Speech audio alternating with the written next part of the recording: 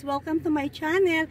So kasama ko yung eldest ko kasi hatid ko siya sa city, pero magti-train kami, first time yung mag-train. So total lalabas ako ng bahay, so ipapakita ko na sa inyo ang kagandahan ng City Port at saka yung ano namin, bus, ay hindi pala, train station. So samahan niyo ako mga sisilobs, dyan lang kayo ha, saglit lang.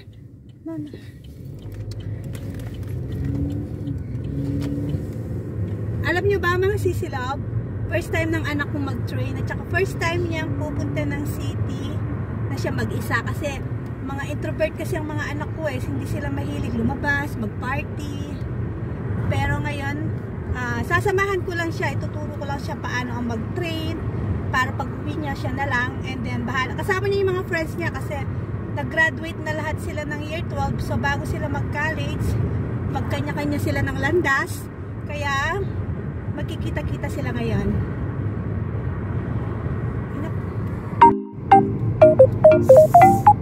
It's okay, I'm not gonna talk. Lalagyan ko yan ang music. It's clear?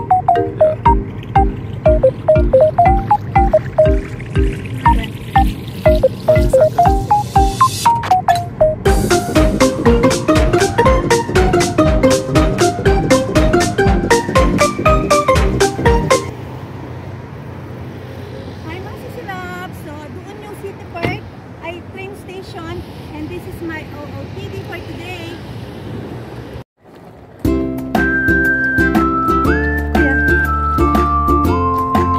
Dito na kami sa train station.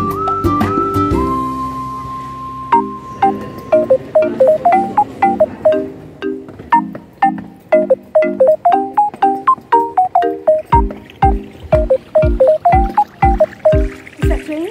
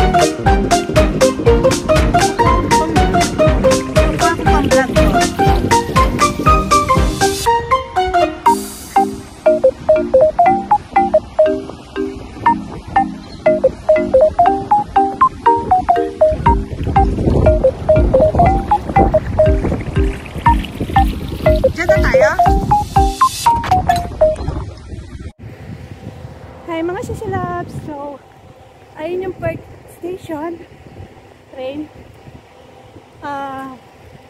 Hinihingal ako kasi gumamit ako ng hagdanan kesa mag elevator or escalator. So, nahagdanan ako. So, pupunta na ako sa car ko. Iniwan ko yung kotse ko doon sa malapit sa school. So, saan ba ako? I think dito. Ang hirap kapag hindi ka masanay tawag dito. Pag hindi ka sanay mag bus or train, hindi mo alam kung saan ang punta mo. Kaya bumalik na naman ako kasi mali yung dinaanan ko. Ang hirap. Hindi mo alam saan ka pupunta. Mas madali sa akin na mag-drive. Mas gusto kong mag-drive kaysa sa mag-train, mag-bus. Kasi gamay ko na ang gamay ko na ang buong kalsada ng Perth. Kahit pa city pa. Pero pag magte-train or magbabas, nahihirapan ako. Ganun talaga. So, hindi ko alam kung dito ako or sa kabila ako, parang sa kabila ako, mali ako. Diyan muna kayo mga sisilabs, okay? So, nandito na ako sa kotse ko, mga sisilabs.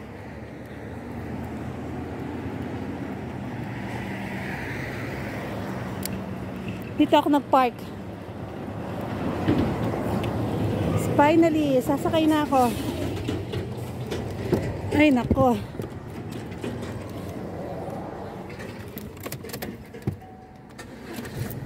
No?